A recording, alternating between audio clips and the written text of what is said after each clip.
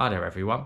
So today I was going to do a little video just about cycling in France. The idea behind this video today is to give you guys some advice on how to effectively cycle through this country and minimise stress and sort of issues that you might come across. Through previous experience, I've been to this country 3 times on a bike now. The last trip which I did record and put on this channel was from here to Barcelona, basically going north to south of France. Another trip I cycled, the first one I done was going to Luxembourg, and I followed the French and Belgian border all the way down. And the one I done after in between this, the previous one, was going towards the Rhine, cycling up through Belgium, the Netherlands, across Germany, down the Rhine and into Strasbourg, and Strasbourg in France back to Calais. So I've gone for a few times. I think this advice will hopefully help all of you. I will do a couple of others about some of the other countries I've been into as well. The first thing to start talking about, which I think is quite relevant, is getting into the country. So it depends where you're coming from, obviously, what the best option is. For a lot of people around the world, naturally, flying, if you're just going to see the country, flying will be an option. There are a large amount of major airports there. The good thing about France is they're quite bike friendly. So even if you're flying into a capital city of France, Paris, or one of the smaller cities, there are usually a lot of trains available for you to bring your bike on. So if you do go into France, I will try and find an image of this. Usually in the train stations, they will have sort of a image of a bike which shows it's bike friendly, but do be careful because there are trains which do not accept bikes or bikes that have not been packed up properly. But if you're getting a plane and you don't unbox it in the airport, this should be quite easy to bring on a train anyway. It's just more of the issue of coming back. You'd have to probably box it earlier if you're getting on a high-speed train, which doesn't accept bikes. Obviously, the other option is for people more locally. Obviously, if you're in a bordering country, you can just get a train there, drive there, whatever. But if you're from the UK, we have a little bit of ocean in between us. So the other option, which a lot of people take, is the ferry. I have only had experience going from Dover, which is the shortest ferry crossing, the shortest point between France and the UK. It cost me about £40, which isn't that expensive, on a one-way trip with the bike. And all you literally do is you cycle your bike onto the ferry. Once the ferry arrives, obviously, I don't think you're gonna have much luck cycling into the ocean. But you cycle onto the ferry. There's little points down on the car deck which you can go. They'll usually make you walk onto the deck because there's like slipping points and tripping points. But once you get the bike onto the ferry, there's a little point where you can lock your bike up to. It's pretty safe and you can feel quite secure there. As always, if you have anything expensive, like for me, I have my cameras, my drones and a laptop, I will usually bring that on board with me and walk up and around with it, knowing that someone's not rummaging through my bag, because people can't just watch your bike for you while it's down there. The other options are Plymouth and Portsmouth that I'm aware of. There are maybe a couple of other options too. Feel free to write in the comments there if you know of any others that are quite viable. But for example, Portsmouth, you can get a day ferry, a high-speed ferry, and also a night ferry, and that'll bring you to Cherbourg. And on top of that, you can go to Plymouth, and I'm certain that ferry will bring you to a couple of points in sort of Spain, Santander being one of them, and that's quite close to France as well. But bearing in mind, Spain, I found when I was there, is a lot less friendly towards bikes on their trains. They don't have much support besides the local trains. The long distance high speed trains don't normally allow unpackaged bikes on them. Now, I think the next point of reference which people always worry about is the accessibility for bikes and cycling inside of the country. For anyone from the UK who is, who's experienced it and what it can be like, you can understand why. There's a little bit of a sigh and hesitation in my voice and maybe a bit of a smile. The UK is not necessarily renowned for being super bike friendly. We are more bike friendly than, say, North America, but when you think of us compared to a lot of our European counterparts, particularly Western Europe, we aren't usually very patient with the bikes on the road. We have got better. There are laws in place now which protect more vulnerable road users, but often if you've cycled in the UK, you'll find yourself cycling on a busy, fast road at some point. Whereas when you get into France, I would say it's a bit more of a 50-50 between bike lanes and still cycling on roads. But one massive difference I found was that drivers, I found, tended to be more cautious and courteous towards bicycles. They will usually more often give you space. They will usually often pass you a lot slower. I use the word usually. I still had a few tight sort of experiences on a bike and sketchy experiences. But when I compare that to my experiences in the UK, I found on average of my month almost in France, these were far and few between in comparison. On top of that, with infrastructure, you will find certain parts of France will have bike paths that you can follow, but you will also find if you're doing extensive trips in France, you'll likely be on the roads. Like the UK, if you are from the UK or a lot of other European countries, we have a lot of small roads which you can follow. A lot of our country lanes here and in France connect up, so you don't have to be on the fast main roads for the most point. But compared to, say, northern Belgium and the Netherlands, where you can pretty much never be on a road, France is a bit of a 50-50. It also depends on what route you choose, but even ones where I thought there would be a bike path, they did disappear after a while. I ended up on a main road, which was a bit unpleasant because it was like an A road. But on the whole, I found France is a very accessible country for cyclists to go through, and I would recommend that for anyone going through in that side of it. One note I will say is terrain. So I found France to be particularly challenging in terms of hills and terrain.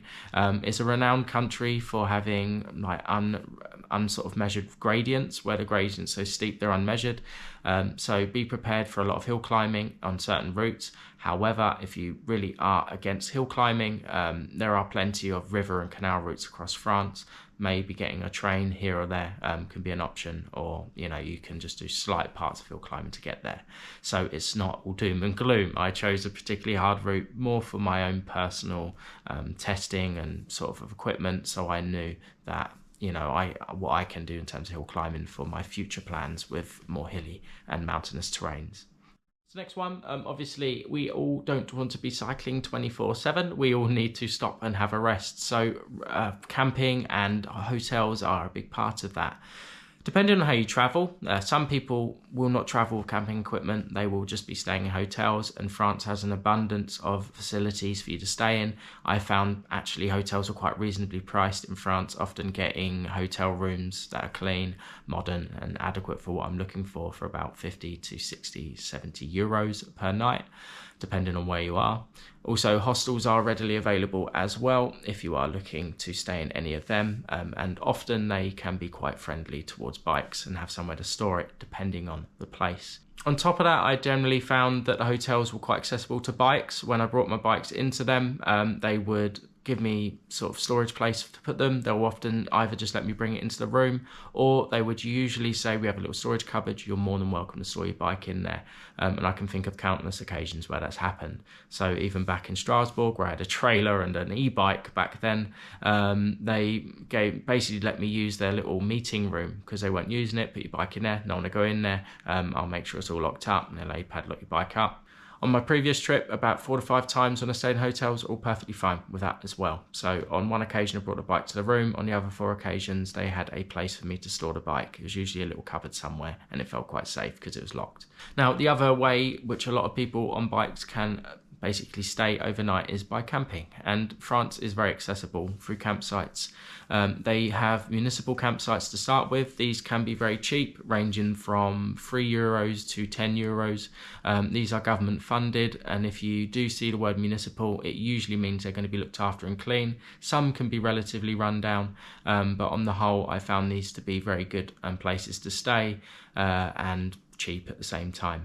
Come in facilities which we all need, such as electricity often these days to charge our electronics.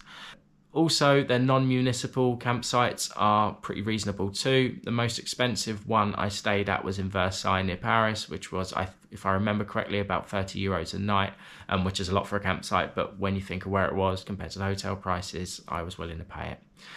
Now, something we all do need is food. Now, we all need food. We need a lot of it, usually on these trips. And France is very accessible for food. A lot like Western European countries, we're quite renowned for our relatively cheap supermarkets, which we can acquire and buy food in.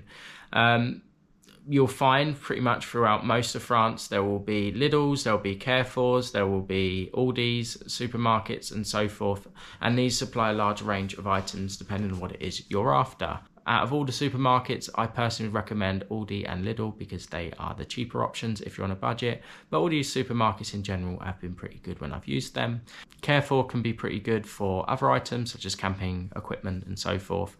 Aldi and Lidl don't usually stock that sort of stuff unless it's on a special. But usually you can buy pretty much all the food you need, anything from tin food to raw ingredients and so forth. And if you bring the camping equipment that you require to cook this, it's a very cheap way to save money, and France is very accessible for this. On top of that, restaurants themselves are really nice. I mean, French food is delicious if you go to the right places, and it's also relatively reasonable too. I mean, for a Western country, I don't consider France to be extortionate. So one thing to note, talking about food, and this brings on to a broader topic, is sort of the villages of France.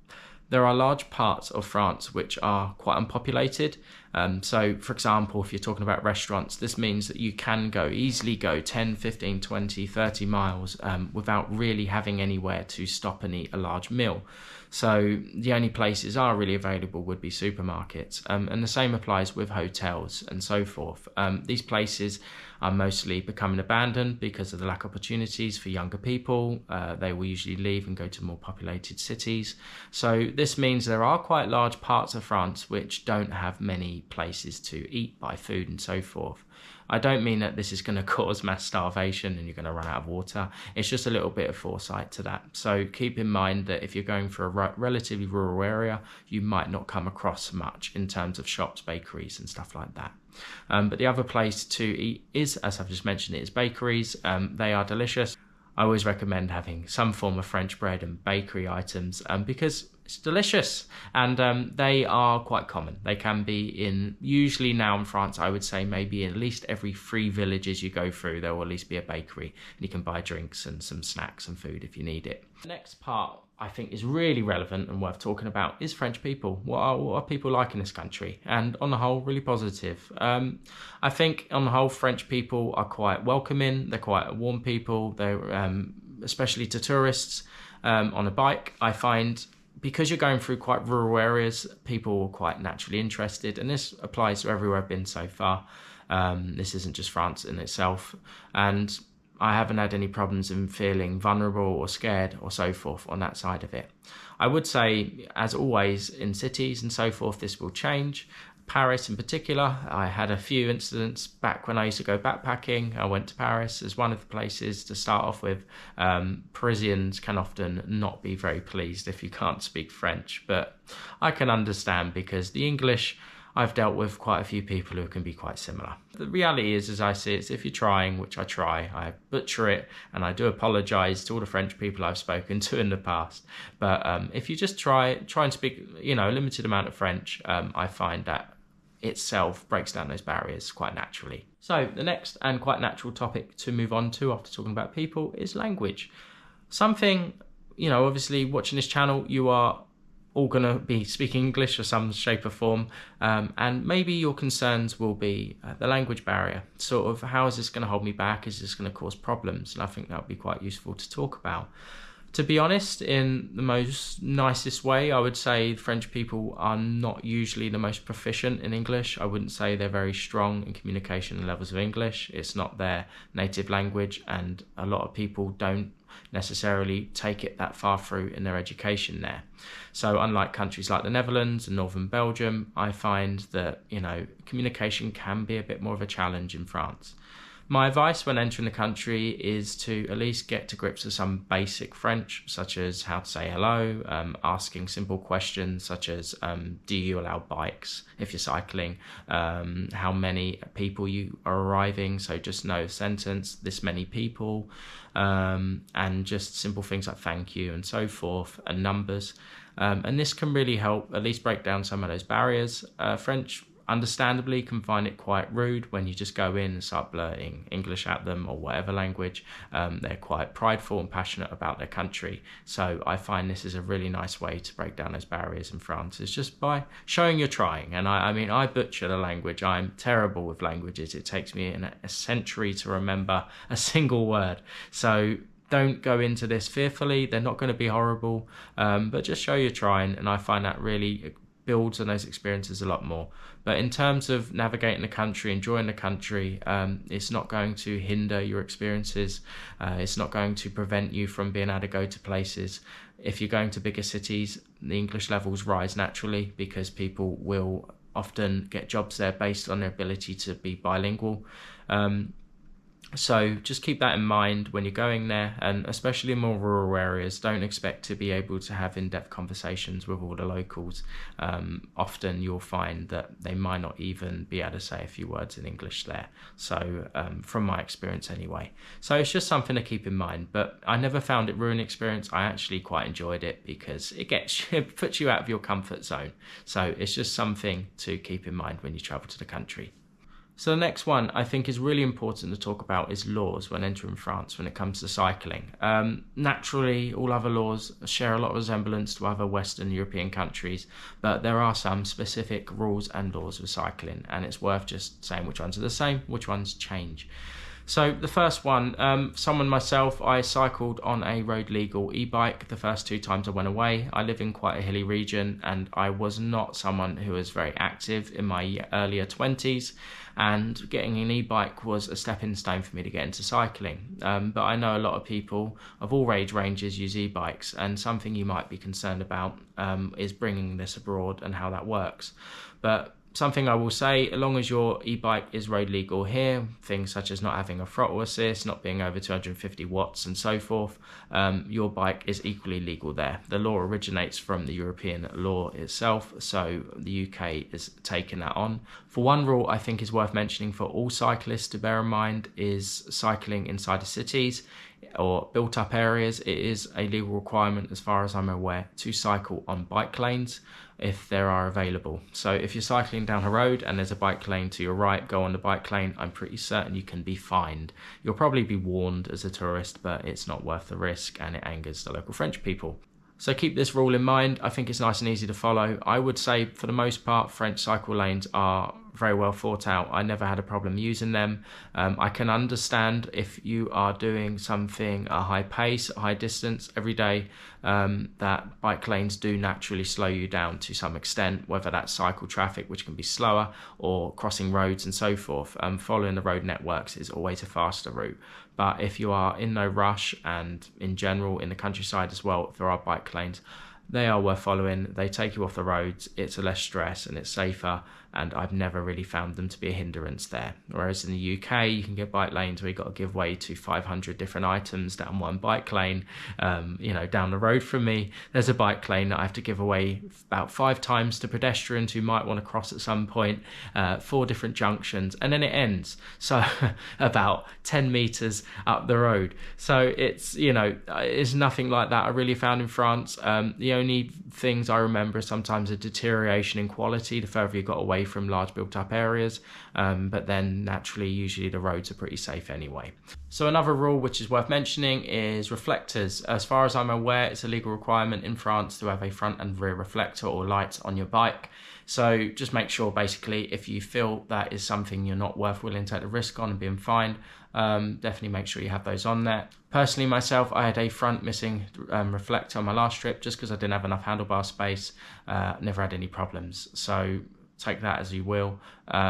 With a fully loaded touring bike, really reflectors aren't very effective because usually you'll probably have something covering it up anyway. So just to summarize, really on the whole, France is an absolutely amazing country to go and see. Really diverse, really fun country to cycle through. I think it holds a lot of its traditional culture, and definitely worth the time and effort to go and visit this wonderful country.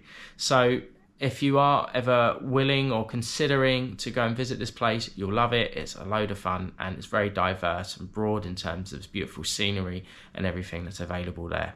So I hope you've found this video helpful and useful. If you have anything you'd like to say or any comments you'd like to add, please add them in the comments. I am not all-knowing and I may have forgotten a couple of things as well. But obviously, as always, I hope you're having a good day, and it's been a pleasure again to release another video onto this channel. Thank you again, and I'll speak to you soon.